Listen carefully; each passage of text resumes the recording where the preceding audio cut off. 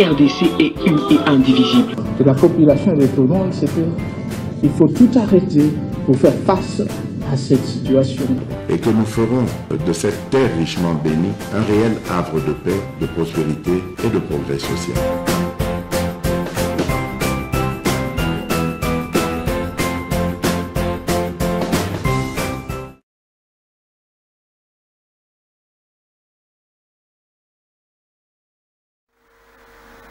Na sepeli ko partager na bino mokolo ya lelo ba information na etali mboka na biso République démocratique du Congo. Merci na bande nyonso bino bozolanda ngai partout à travers le monde. Toza na plaisir ya koya na bitando ko beta na bino masolo ya Congo po masolo ya Congo ba beta kayango kaka na ba congolais. Merci na bino nyonso bozo komela biso chaque jour toujours moi vraiment à quel point vous allez payer cette mission importance. Vous m'avez posé la question sur le plan sécuritaire, président Médard, bonné na Est à République démocratique du Congo, na Est à République démocratique du Congo, nos vaillants militaires bazo continuer à gagner terrain parce que le résultat, ils ont comme la biso, ils allaient malam, toujours yo kapenza, musala oyo.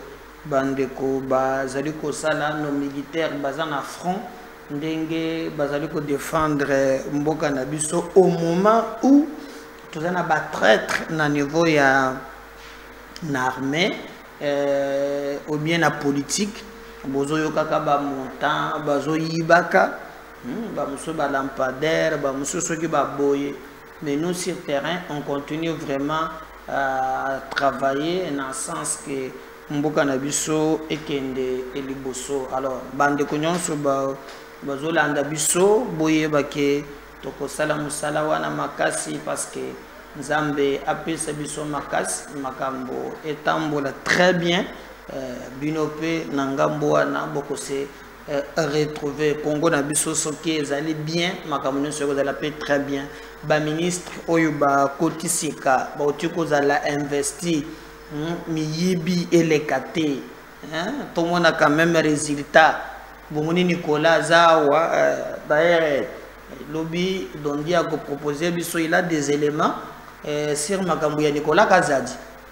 Donc to ko un élément au big Assemblée nationale ba autoriser qui ba poursuivre ba poursuivre Nicolas Kazadi mais il y a eu un peu de remous ba to so ba lobby que non procédure ezala qui un peu mbango et sengela ki balandela makambo mosusu tokobeta masolo parce que biso na bino to pona ou bien to signer contrat ya vérité et MK des officiels bomi tongesate ezali miroir to tribune na bino d'expression bande ko bozali ko komela biso tozo mona ba message na bino meto senga bino pe likambo moko bokende pe ko s'abonner ebele bo s'abonner ebele vous partagez lien, vous commentez et que ça la biso qui toko makas par rapport à makasi oyo vous allez copier ça biso chaque jour toko beta di solo lelo na yeli bino vérité na matali makambo ya ba député contradiction ouvre Martin Fayoulou à lobby député national P abimi bokoyoka nyonso na mokolo ya lelo. Mais avant na banda kuna je préfère que to banda d'abord na les informations du jour pour boyeba yango. Alors to banda l'information ni awa nazo sala cette émission le président de la République Félix Tshisekedi azali ko se retrouver na Lubumbashi.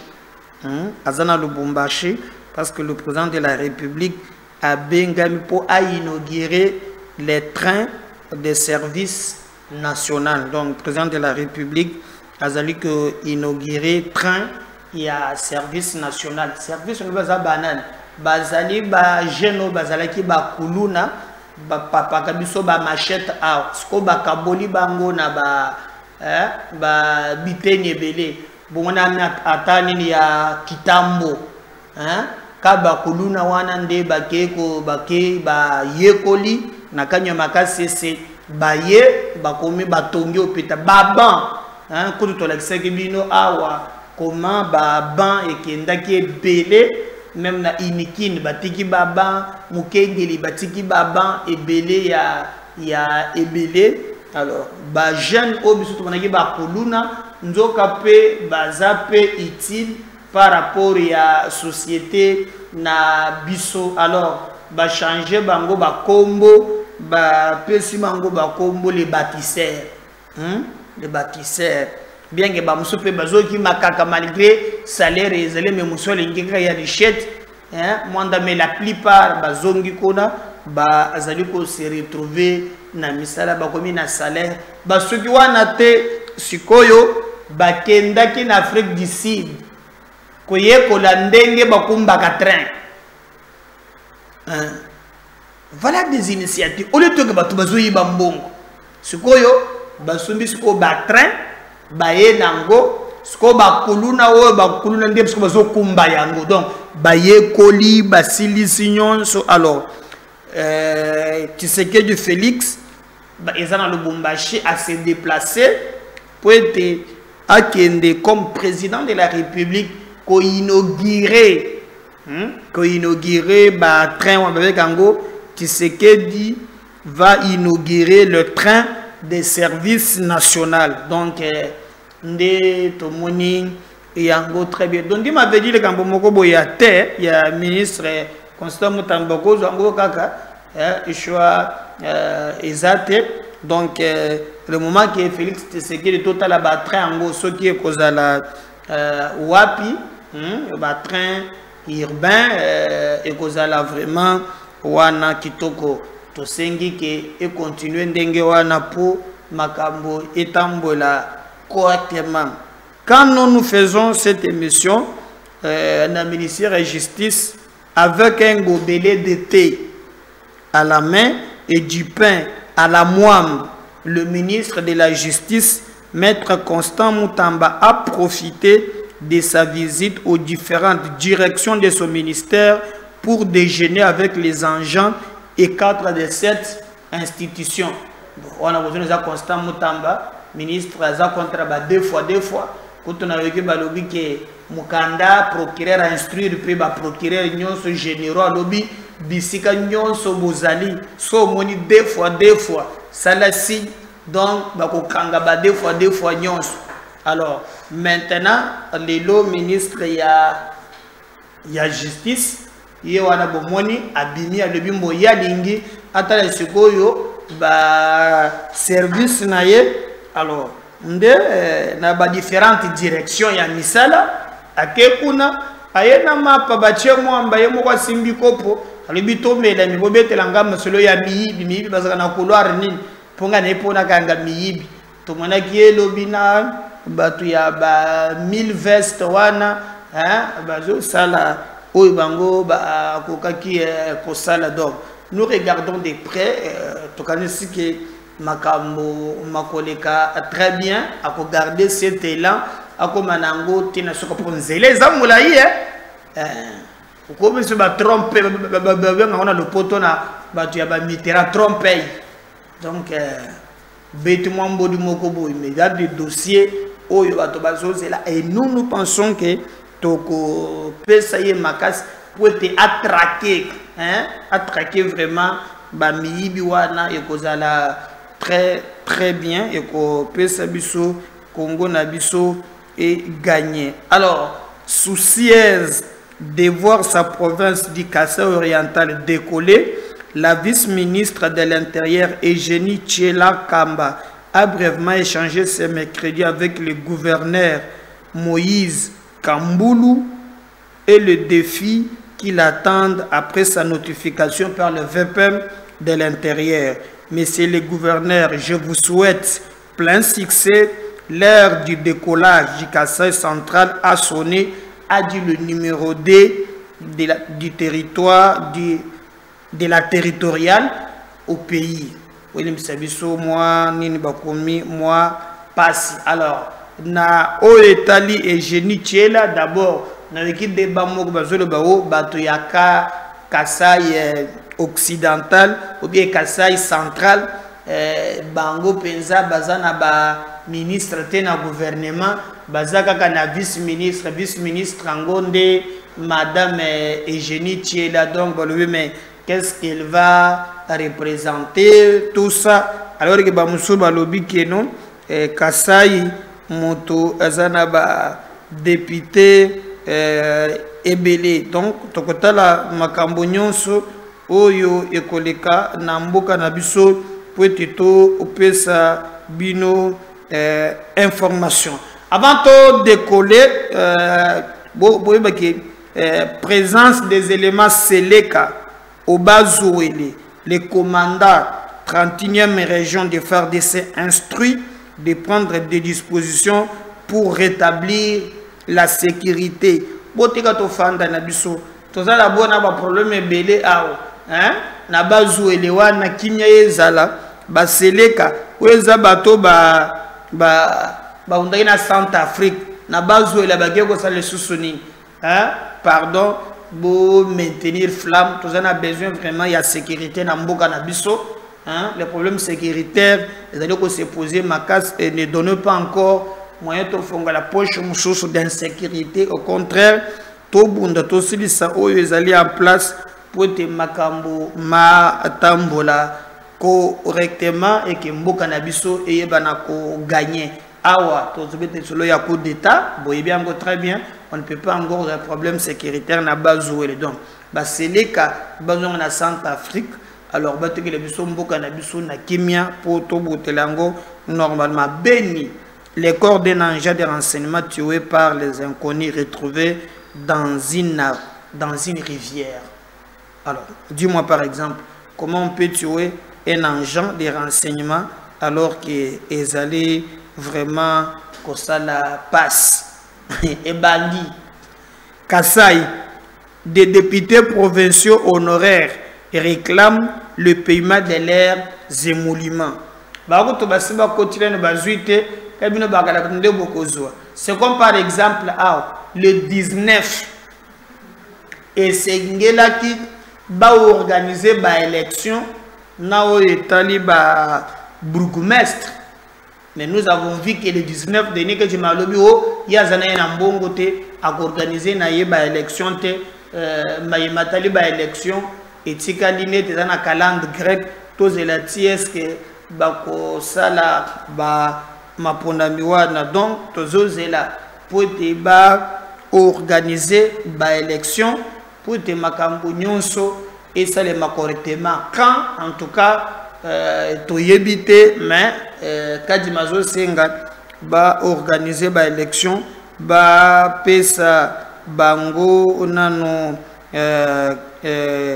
mbongo mais nous allons regarder parce que les violations il y a mobeko makas par rapport il y a oyo ezali koleka na mboka na abiso. Alors tozongela comme tu dis ça bino que tokobeta lisolo boyeba aussi que na procès il y a Patricien Malanga dossier évolué lobby batiaki procès mususu ebandaki bayebakangamaki basengaki ba accorder bango liberté provisoire balobi ba mususu que non toyebaki te Patricien Malanga atiaki biso drogue nde mvute biso nde toye tina kati ya palais de la nation.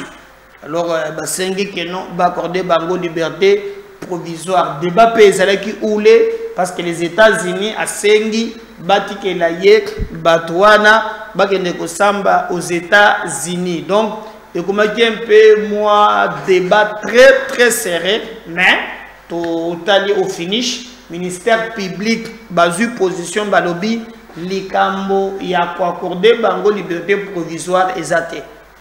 Donc oyo bango basali ba lukaki vraiment batia mboka na moto alors mutu ya kopesa bango liberté provisoire azate bango basasime babunda jusqu'au bout et sengeli ba condamner bango à mort. Alors c'est peine capitale oyo se zongi en place vous savez très bien que même Abe Oyo, Azalakena Christian Malanga, balobi ba suspendre ye na pape, et puis ba sengia longo na Italie, azonga soki na bongandanga côté afandaka poete akende ko sala sinon bazo radier une église catholique communiqué wa ne bimi poete bato ba prêter penza confusion te. Mais nous disons que vrai problème ezo mona na po ba traître mingi biki ba kanisa ke ba ko s'échapper moyen ba s'échapper lisusu ezate tant que gouvernement na biso et comme ko sala musala valablement. Mais est-ce que bazouzi pe ba ko landa nzela ya ministère public pour na ko accorder liberté provisoire to éviter, mais le ministère public ba boyi ba pesa bango liberté provisoire pour na bazouzi esengeli penza makambo tambola batona ba purger peine na bango. Moïse Katumbi na Martin Fayulu guerre et zongeli susu makasi Katumbi alobi faut ba pesa bango poste ya porte-parole ya opposition mais sengeli pour ba organiser yango na niveau ya bureau ba meka moya conseil donc président ya Sénat, président ya Assemblée nationale, ceux qui ba sangade c'est comme ko ba organiser élection de bongo ba ko porte-parole ya opposition. Martin Fayulu lobby bolamba bolia akoya na yete muzitu fumumpa ye azape na ba député na niveau ya Assemblée nationale ye aza d'accord pour être makambo eluka ndengenini ya ko salima pour être trouver compromis d'une manière générale. Donc nous sommes fait raisonner biso pour comprendre que mboka na biso en tout cas ba intérêt ya ba politiciens ceux qui balingi bazwa poste ezalaka toujours avant bon baza pe na avantage batanga mingi pour ce moment ngi compliqué ba kutisa ngo na français. Alors ba gros moyo koyokate contre séquestre consensus ba terme ya makasi wana bino bokoye batali ngambo moko tondoko bazo chodile bino makambo ya ebele mais MKB officiel ezolandela dossier wana de près pour to yebisa bino vraie version et que moto azoba moninga te. Mais est-ce que batunyo so ba kolanda lisusu Martin Fayulu par exemple ba Prince Penge ba Nico Mayengele Mama Chantal ba Prince Penge to zalaka président ya parti ADD Congo azo travailler comme il se doit. Oui, na mwana ka peu moyes ka sa vu arrêter Nico Mayengele azape na Congo normal na ye azali tout le monde peut ba mususu bon toyeba na totala ceux qui va respecter ce mot d'ordre Fayulu a boycotté. Mais est-ce que bandonyo c'est opposition ba kolanda kaka oyo Didi Martin lobby topé ba gopé ba kobeta carte na bango mais Adolphe Mozito aza partant ye esengeli ko kende pona ko okamba ba biloko wana. Voilà un peu grande ligne ya ba information tozalaki na yango tokota siko na dossier proprement dit na au Italiba émolument combien députés national azali ko touché et commis net débat makasi. Alors débat wana eza yanini député azo touché combien problème yangwan un député national azo touché boni. Alors pour ne pas aller musika na koteka tolanda d'abord Israël Mutombo ayambaki député national après nga na est-ce qu'on a ba rubrique Nathalie Sabino nini oyo na niveau na bisope to sale fort pour dato éclairer lanterne parce que mo sale na bisope yango wa nezali kotika mbutu ezalate donc toyaka na thématique totiki batu balobi mais to sale pe ba recherche pour benza na bundi pona yele bino penza moi information vraie moi information vraie et les erreurs alobaki ke il y a des députés abengi bango bando ya ba kotoka ba kolo Rwanda ba goma katida ba 50 000 mais lo kaningi ni kingi bola maman mi da lobi ke non ye ba pesa kaka député zaka na 5 000. Alors comme débat est là qui oulé ba benga qui un député qui avait dit à la fois passée hein ye mutalobi la fois passée que non député a 18 000. Vous avez 21 000, 18 000. Alors, je crois que cette fois-ci, je vais diviser mon temps. La caméra va diviser mon temps en deux. C'est qu'il faut que je 9 000. Mais, yes, comme on doit 18 000, à changer version, papa, député, tu as combien de députés nationaux? Population Zolan. Fayouluna Kamere. Vous avez la carte Assemblée nationale. Kamere parle de 5 millions et 14 millions de dollars. Ou azo équivalent, azo comparé à Ango, na 5 000 dollars, na ndenge dollars, ils allaient l'élo. Fayoula lobi eza lokuta, koloba 5 000 te parce qu'il y a 5 000 makamunyoso par rapport à la dénonciation na oya tchagikala.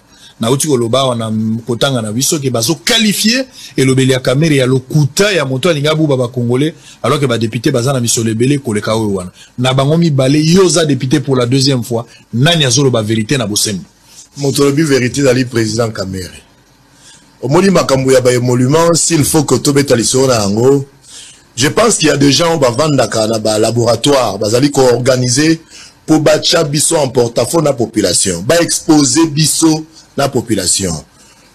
Vidéo moko na salaka na Ngaba na quartier Louis. Oh, il y a 18 000. Oh, il y a 18 000. Bah te pele balobara n'importe quoi. Bah comme ça qui est viral. Pour na bango, moi j'avais menti. Alors que moi j'avais dit la vérité à ma population. Pour preuve, bah pesinga y confiance nazali député pour une deuxième fois. Na tigala ko soit jamais 21 000 dollars. Na 2000 na mandat passé. Na mandat autobandi babani beta masolo à 33 000 dollars. Et que chacun des députés reçoit entre 300 000 ou 400 000 pour les frais d'installation. Nous sommes en rumeur, bobard ou bazali ko bimisa na laboratoire pour salir député national. Ngai na compte na ngai ce que l'équipe na au banque zo à 14 millions de francs. On a monté caméra 14 millions de francs. Ceux qui te le considéré toi léon à 28 na 2800. Ça fait 5 000 dollars. Président Kamera lobby ou azali président Nabiso parce que c'est lui qui dispatche nous sur comme la Nabiso. Alobi ba ofutanga 5 000 dollars. Ndeko Nabiso président Fayoula oboya pourquoi? Enquête wa rosenga na wapi parce que ngai nim na bénéficiaire. Ah to ozo 5 000 ba lo baté hein. Ceux qui lobby ba retoucher comme 1 dollar ba bakisi 2 dollars bakanisi batunyo so ba ya na parlement ba ya kande pour na mbongo. Et comme 5 000 to ezalaka 5 000. Tu tozo 5 000 dollars. Ezalaka combien? Na par le passé. Ouais. Na mandat passé. Na biso que na mandat passé. Nde bokoma na ba 18 000. Na mandat Fayouluna Kamere. Vous avez la carte Assemblée nationale. Kamere parle de 5 millions et 14 millions de dollars. Ou azo équivalent, azo comparé Ango na 5 000 dollars na ndenge dollars ezali lelo. Fayoula lobi eza lokuta koloba 5 000 te parce qu'il y a 5 000 makamunyoso par rapport à la dénonciation na oya tchagikala. Na uti koloba wana kotanga na biso ke bazo qualifié et lobeli ya Kamere ya lokuta ya moto alinga buba ba congolais alors que ba député bazana biso lebele koleka oyo wana na bango mibale yoza député pour la deuxième fois nani azolo ba vérité na bosembo moto lobi vérité dali président Kamere omoni makambo ya ba émolument s'il faut que tobeta lisona ngo je pense qu'il y a des gens ba vandaka na ba laboratoire bazali ko organiser pour bacha biso en porte-à-faux na population ba exposer biso la population. Vidéo moko na salaka na Ngaba na quartier Louis. Oh, il y a 18 000. Oh, il y a 18 000. Bah te pele balobara n'importe quoi. Bah comme ça qui est viral. Pour na bango, moi j'avais menti. Alors que moi j'avais dit la vérité à ma population. Pour preuve, bah pesinga y confiance nazali député pour une deuxième fois. Na tigala ko soit jamais 21 000 dollars. Na 2000 na mandat passé. Na mandat autobandi babani beta masolo à 33 000 dollars. Et que chacun des députés reçoit entre 300 000 ou 400 000 pour les frais d'installation. Nous sommes en rumeur, bobard ou bazali ko bimisa na laboratoire pour salir député national. Ngai na compte na ngai ce que l'équipe na au banque zo à 14 millions de francs. On a monté caméra 14 millions de francs. Ce Ceux qui te considérer toi, Léon, à 2800, ça fait $5,000. Président Kamera Lobby, ou Azali, président Nabiso, parce que c'est lui qui dispatche l'Union sur les communes à Nabiso. À Lobby, on fout $5,000. Dès qu'on a biso, président Fayou, la robot, pourquoi? Enquête, on a parce qu'on gagne un bénéficiaire. Ah, tu as 5,000, bah, on le battait, hein? Ceux qui lobby va retoucher, comme $1, bah, ici $2, bah, quand ici, bah, tout le monde, bah, y a un parlement, bah, y a un pour un bon. Et comme 5,000, tu as 5,000. Tu sais, tu as $5,000. Et ça a combien?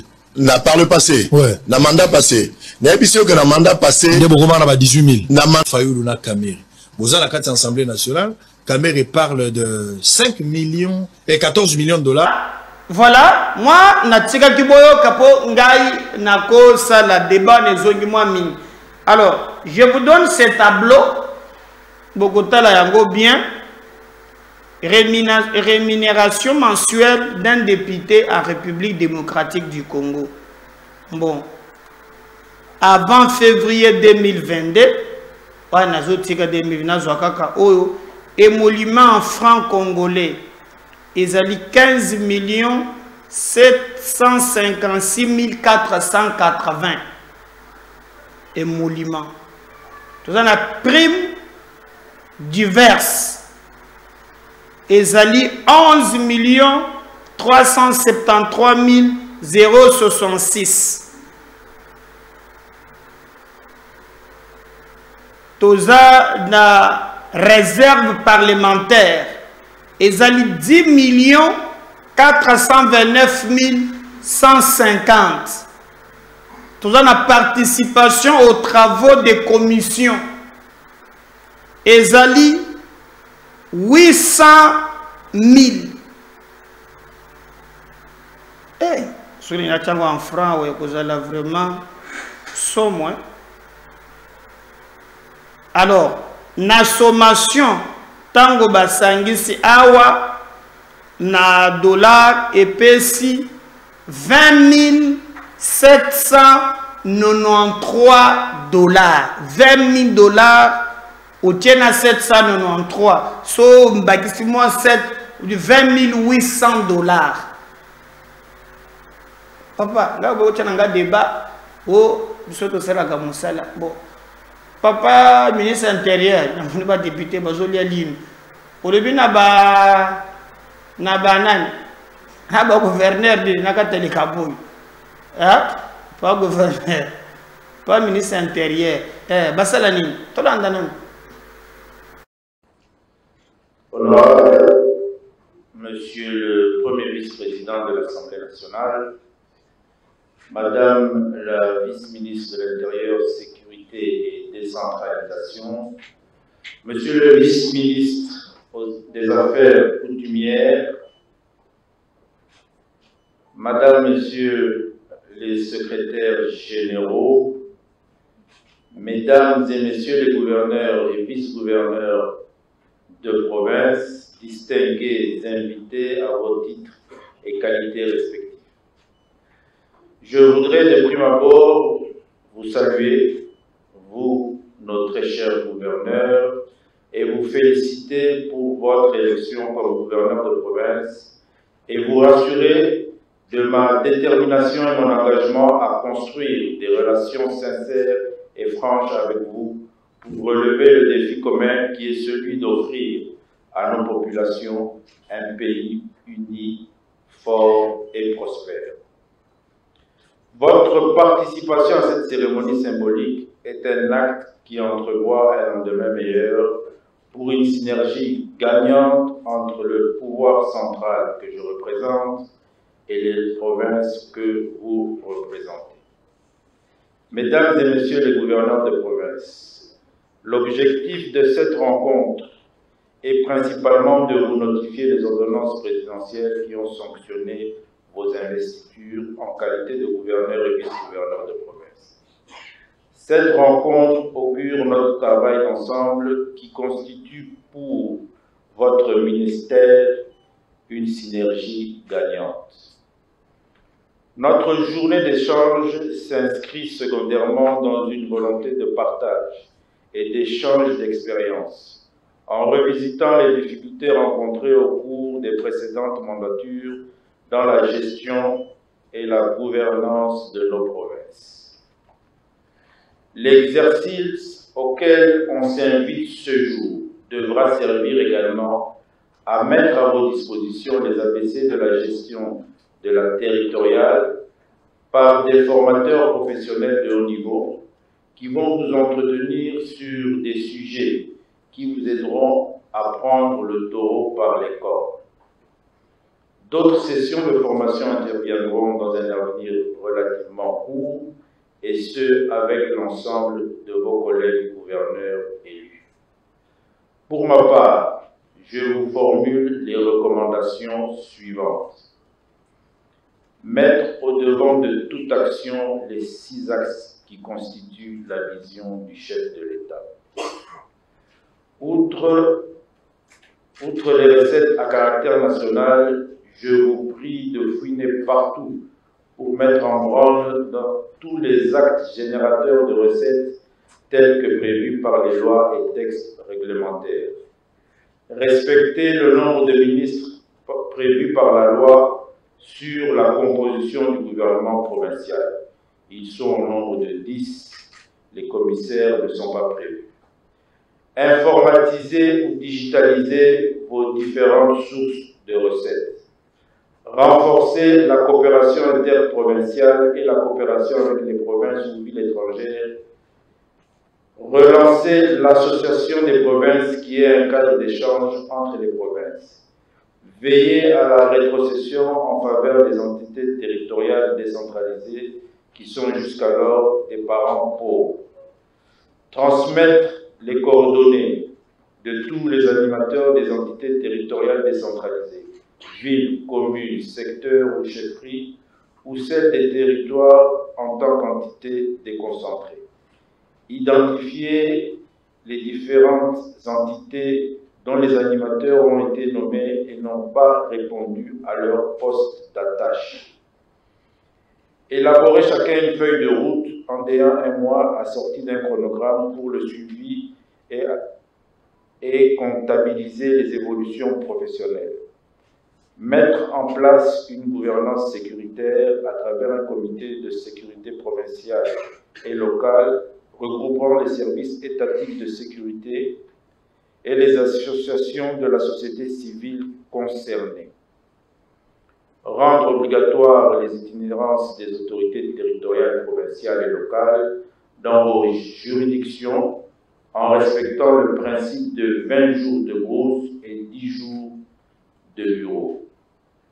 Accompagner l'inspection générale de la territoriale dans sa mission de contrôle, d'encadrement, de suivi et d'évaluation des activités des autorités territoriales. Affirmer un leadership incitatif, cohésif, transformationnel, de proximité, afin de contribuer efficacement à la mobilisation des forces vives de la société pour un développement à la base. Veiller à la sécurité des frontières qui sont depuis un certain temps devenues poreuses. Veiller à l'application des lois, règlements, directives et instructions de l'autorité supérieure, d'assurer la sécurité des personnes et de leurs biens et de veiller au maintien de l'ordre public. Je reste convaincu que cet exercice va vous aider à avancer avec détermination vos mandats dans un élan de stabilité et de prospérité dans vos différentes provinces respectives. Je vous souhaite bonne application et vous remercie.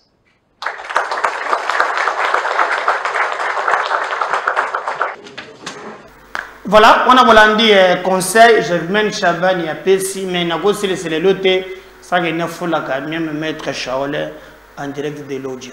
Lambert Mendy, Tala grand maître, qui nous a foutu qu'on a pour nous devenir les bons. Maître, on y va.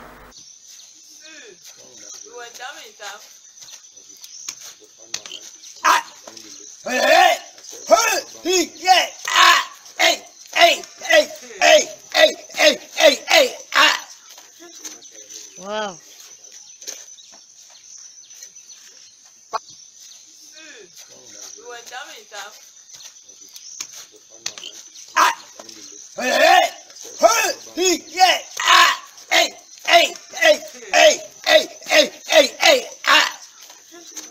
Wow. Voilà, maître, nazoya kakato. Yoko lango. Merci. Abonnez-vous. À tout à l'heure. Bye.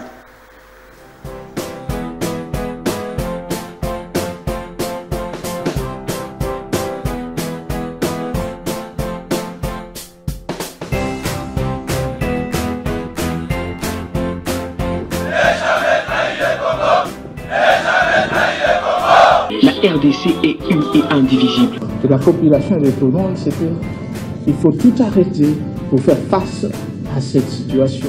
Et que nous ferons de cette terre richement bénie un réel havre de paix, de prospérité et de progrès social.